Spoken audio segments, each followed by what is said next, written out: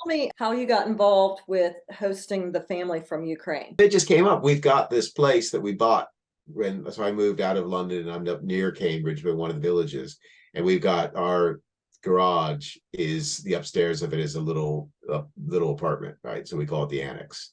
But it's a little studio apartment. So when we first started living, we needed help. We had all pairs staying with us from Europe, where they got to live in the UK, but it's only about, I don't know, 30 yards behind our house, but it's got a private entrance, so they could go do whatever they wanted to do on the weekend and didn't have to come. They're young girls who want to come see London or whatever. They don't want to see England. They don't want to sit with a family and watch Netflix, right? So they had their own space. And it was going to be my man cave. Then it became the all pair place, and then Brexit happened over here, so you can't get all pairs anymore because they can't work in the UK. So it was sitting empty, and it was just like a perfect storm when we heard about this Homes for Ukraine program, which I think every country in the world, well, not every country, but lots of countries have something similar. The UK actually got pretty forward thinking in it, and they made it super simple to get paired with the family. Okay. So we were looking into it, and then got a note from my younger daughter's school that there was a family already in the next village over, and that lady's sister wanted to come over and wanted to be near family. So we just thought, I got the email, and we'd just been talking about it and said, okay, well, this must be fate, then let's do it. And so the mom and the daughter came over, and then the dad, he's got some injuries anyhow, so he can't fight, but he also got released because the daughter was just having nightmares of, they were in the first village that was invaded. So when the war started, it started in Sumy, where they're from. And she's just, couldn't sleep and nightmares and stuff. So he came over and joined them.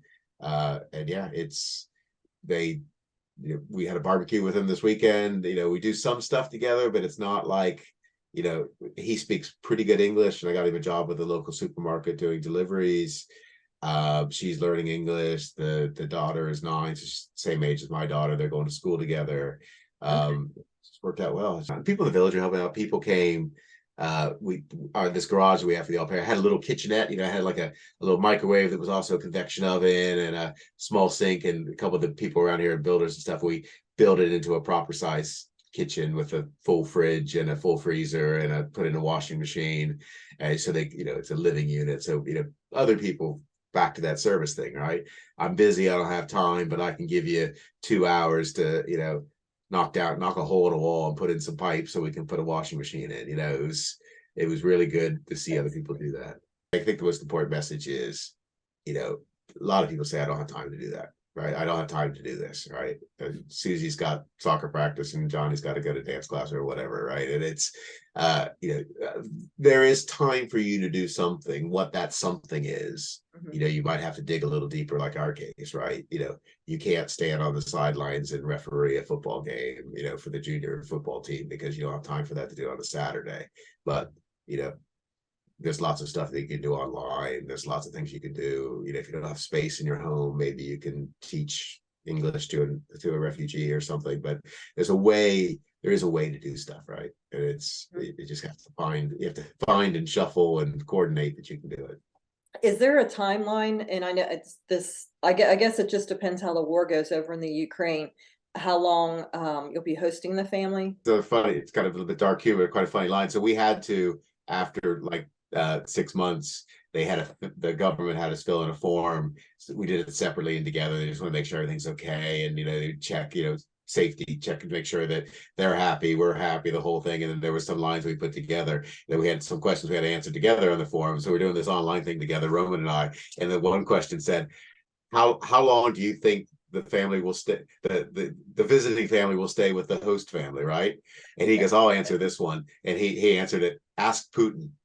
Which I said, let's leave that. He goes, hey, we can't write that. I'm like, yes, we're going to write that. I think that's because it's a silly question, right? It's, I think it's, time comes, as their families, so this is interesting. So it's Roman, Irina, and Anna.